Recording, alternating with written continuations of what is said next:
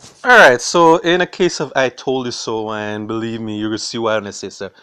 This comes from Daryl, Jamaica, and this is in regards to the ongoing pandemic that still hasn't been neutralized. So, 70 COVID cases recorded in schools. So, at least 70 children and staff at schools have contracted COVID-19 since the reopening of schools for face-to-face learning.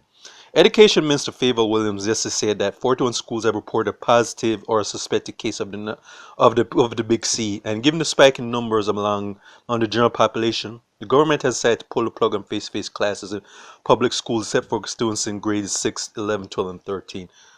Idiots. Alright. Quote, all our students will be required to stay at home and utilize online learning platform and other audiovisual learning approach, Williams said. Within the schools, Williams said there has been 47 positive cases and 46 suspected cases. Additionally, there have been 23 positive cases among staff and 18 suspected cases. And that number is going to rise, best believe. Williams said that decision to trigger the partial shutdown face-to-face learning was formed by risk-based assessment, which you ignored at the beginning until this happened. Quote to quote, we'll continue to put new data. No, you won't. Don't stop lying right there, lady. Data that we receive into the model as we analyze data as we go along. Blah, blah, blah. Just more bullshit. The closure notice, Williams later clarified, applies only to public schools. Yep, yeah, so they still don't get it. Private schools are businesses, so we're only speaking to public schools. Basically meaning that private schools are basically mean that the parents of these children are paying them more money which they care more about than the safety of these students, of course. That's what they meant to say. She has said well the risk assessment found privately run schools to be less affected by COVID-19 and meaning that she doesn't give a shit. Let's be honest.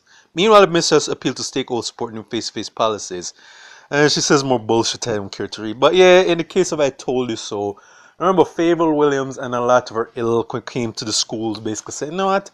Rather than using common sense and good judgment, because we haven't found a proper cure antidote for the COVID-19, said, you know what?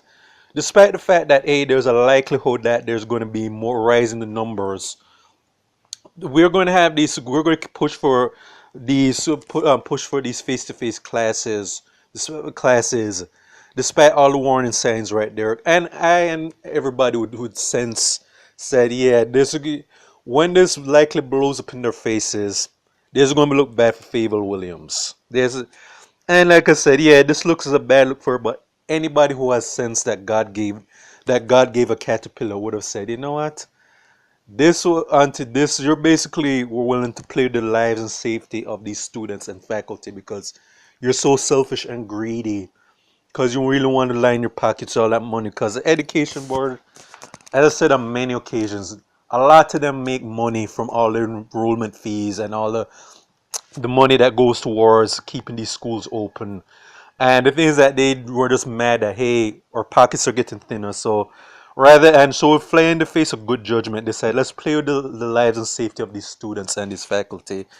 And this happens. And the thing is none of those people, none of these business entities, none of them have said, you know what, let's work on finding a cure first before we think about reopening and let's do it bit by bit. No, a lot of them say, not fuck this. We just want to make a profit off of this, and even though it's going to play the safety of these children. And yeah, this is a bad look for Fable Williams, and everybody with sense said that this was could see this coming. But the thing about this is that Fable Williams is not going to suffer any consequences because nobody's saying that she needs to step down resign for a position MP of education, and our party is not likely going to do it because a lot of the current government are in that same crap as well because none of them care about the safety of the Jamaican people when it comes to COVID-19. Because remember, the same GLP held elections when the virus is still going, and as a result, the numbers went up. And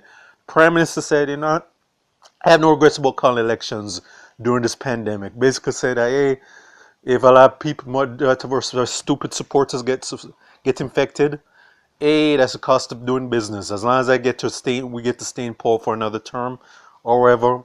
Yeah, that mean yeah, the health and safety of our gullible supporters basically meant nothing. But this is a case of I told you so, and it don't take the prophetic skills of Joan of Arc to see that. Yeah, this is going to happen if they reopen the schools. That would lead to them shutting it back down again, and expect that there's going to be the cases are going to rise. But overall, I say this to say Jamaica, the rest of the world, the reason why this isn't we're still going through these throws for the most part is because a lot of people are not using common sense and good judgment. And if we did, for the most part, this virus would have been nipped in the bud much sooner. But hey, like I said, like the sad nature about humanity is that we never learn from our mistakes when you need to. So expect this to come. Yeah, expect the numbers to come keep rising. Unfortunately, we're not at the end of we're not the light at the end of the tunnel has not been seen yet. So this is our State of Jamaica and the Caribbean. Check out my YouTube pages, Miles Goods and Fern, Miles Productions, and Matt with Thoughts and Miles. All right.